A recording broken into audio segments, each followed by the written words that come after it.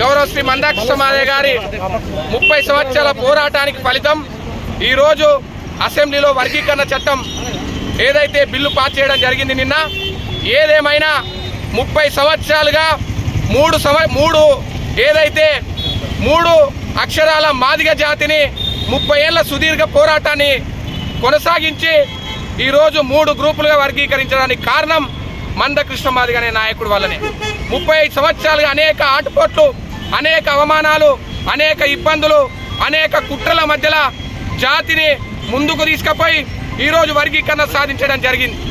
అనేక మంది అనేక విధాలుగా ఇబ్బంది పెట్టిన వర్గీకరణ ఉద్యమాన్ని ఎక్కడ ఆపకుండా 70 ఏళ్ల ఒక కోరికని 70 ఏళ్లుగా మాదిగలు అణచివేత గురవుతున్నా ఎవరికి చెప్పుకుంటే ఎవరు స్పందించకుంటే 30 సంవత్సరాలుగా పోరాటం చేసి ఇవాళ పెద్దలు నరేంద్ర మోడీ గారి ఏదైతే మన ప్రోద్బలం మేరకు ఇవాళ వర్గీకరణ సాధించడం జరిగింది. అంతేకాదు స్థానికంగా ఉన్న పెద్దలు ఈ రాష్ట్ర ముఖ్యమంత్రి సీఎం గారికి ధన్యవాదాలు తెలియజేస్తూనే కొన్ని మార్పులు చేయాల్సి ఉండే, ఇంకా మాదిగ జాతిలో కొంత అపోహ ఉన్నది, దాన్ని తొలగించాల్సి ఉండే. కానీ తొలగించకుండా దాన్ని అట్టనే బిల్లుని పొందు పెట్టడం అంటే నిజంగా కొంత ఆందోళన వ్యక్తం చేస్తున్నారు మాదిగ జాతి. ఇప్పటికైనా గ్రహించి దాన్ని సవరించుకోవాలి.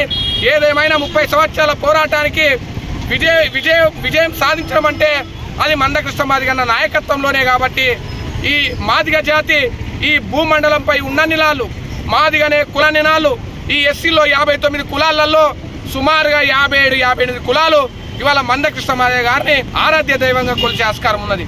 అంబేద్కర్ గారు రిజర్వేషన్లు ఇచ్చిపోతే ఆ రిజర్వేషన్లు సక్రమంగా పంపించలేదని ఆయా నివేదికలు చెప్పడం జరిగింది.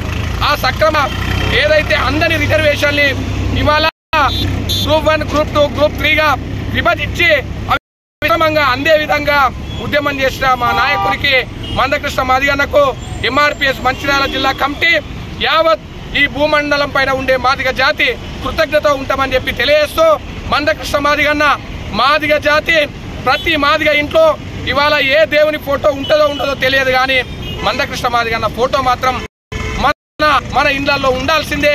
మాదిగ జాతి అయిన గౌరవం ఇవ్వాలి. ఆయన ఫోటోని మందకృష్ణ మాదిగన్న ఫోటోని ప్రతి ఇంట్లో పెట్టుకోవాల్సిందిగా మేము విజ్ఞప్తి చేస్తూ జై మాదిగ జై మందకృష్ణ మాదిగ.